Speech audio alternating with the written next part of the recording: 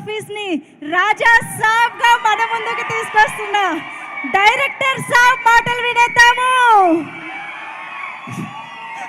మారుతి గారు please. Thank you so much. నాకు నిజంగా ఈ సినిమా యాక్చువల్లీ మళ్ళీ నా ఈ రోజుల్లో టైంని గుర్తు చేసింది. ఎందుకంటే ఒక చిన్న బడ్జెట్తో ఈ రోజుల్లో తీశాను.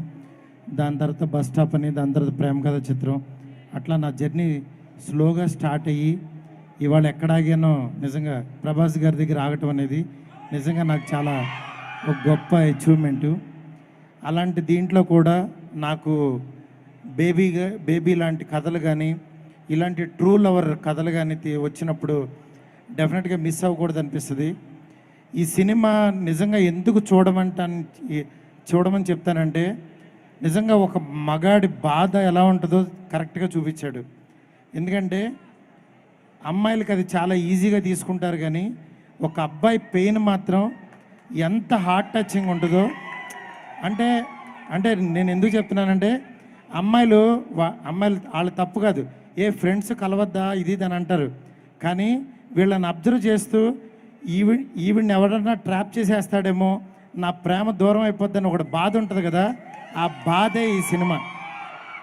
ఎందుకంటే ఇవాళ ఉన్న సొసైటీలో తప్పేం లేదు, అందరూ ఫ్రెండ్స్, అందరూ తిరగచ్చు, ఎక్కడికైనా వెళ్ళొచ్చు, ఏదన్నా చేయొచ్చు. కానీ దీని అంతటినీ అబ్జర్వ్ చేసేది ఒక లవర్ ఉంటాడు, సిన్సియర్గా లవ్ చేసిన లవరు. కానీ వాడి పెయిన్ వర్ణనాతీతం. ఎందుకంటే వాడి కెరీర్ ఉండదాడికి, వాడి ఫ్రెండ్స్ ఇంకా సిగరెట్టు, మందు, ఇంకా ఎక్స్ట్రా, ఇంకా అలాంటి దీంట్లో ఒకడు నిజంగా వాడి ప్రేమను బతికించుకోవడానికి ఏం చేశాడనేది ఈ సినిమా. నిజంగా అలాని ఎవరు తప్పు కాదు, అక్కడ అమ్మాయి తప్పు కాదు, అబ్బాయి తప్పు కాదు, కానీ సిచ్యువేషన్స్, వాళ్ళ మధ్య జరిగే సీన్స్ నిజంగా అంత యాక్టివ్, అంత పర్ఫెక్ట్గా డైరెక్టర్ రాసుకున్నాడు. నిజంగా 6 years కష్టపడి రాశాడంట. మేబీ అనుభవించి రాసి ఉంటాడు ఇది, లేకపోతే అలాంటి సీన్లు రావు.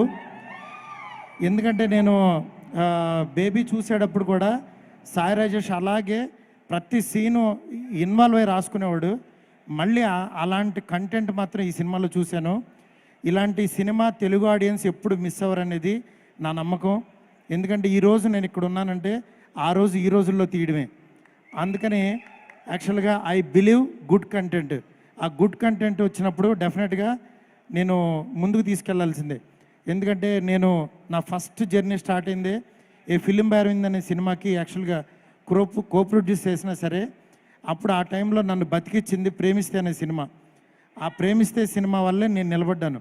అందుకని తమిళ్ కానీ తెలుగు కానీ ఎక్కడైనా సరే ఒక మంచి లవ్ స్టోరీ పర్ఫెక్ట్గా ఆడియన్స్కి రీచ్ అవుద్దంటే మాత్రం మిస్ అవ్వను. అలాంటి లవ్ స్టోరీనే ఈ సినిమా. ఈ సినిమాని తమిళ్లో లవర్గా రిలీజ్ అవుతుంది 9th, 10th ఇక్కడ రిలీజ్ చేస్తున్నాము. ఆ 9th యాక్చువల్గా ప్రీమియర్ షో చేస్తున్నాము. తప్పకుండా ఈ సినిమా చూడండి.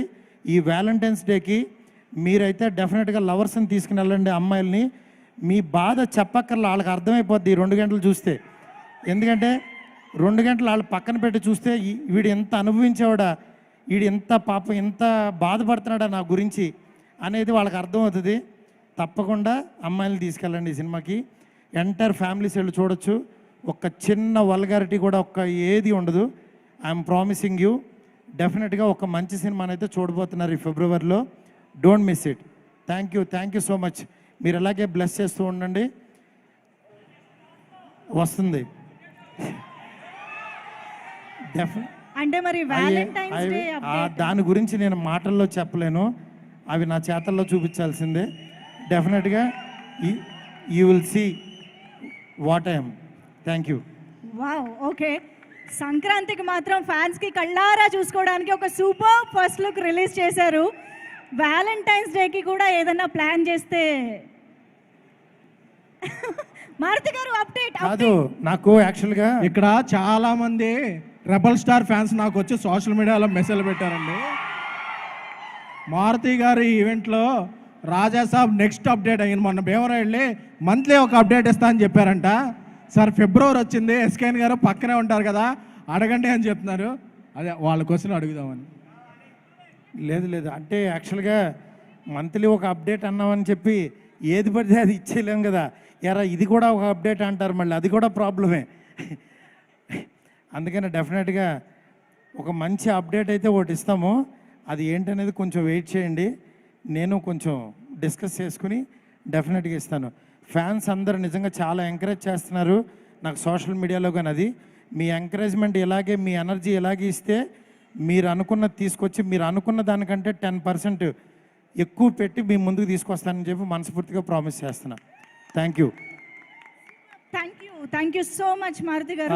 వన్స్ అగైన్ యాక్చువల్గా ఇక్కడికి నిజంగా ప్రొడ్యూసర్ యువరాజ్ ఈ సినిమా అందించినందుకు చాలా థ్యాంక్స్. అట్లాగే మణికందన్, నెక్స్ట్ గౌరీప్రియ, నెక్స్ట్ మా ధీరజ్, ఎప్పుడు మేమేం సినిమా చేసినా సరే మాతో పాటే ఉంటాడు మా తమ్ముడు. అట్లాగే వంశీను బన్నీవాసు కలిసి ఈ సినిమా రిలీజ్ చేస్తున్నారు. ఈ సినిమా డెఫినెట్గా ఆంధ్రప్రదేశ్లో డెఫినెట్గా షూర్ షాట్ గట్టి కొడుతుంది. మీ అందరు బ్లెస్సింగ్స్ కావాలి.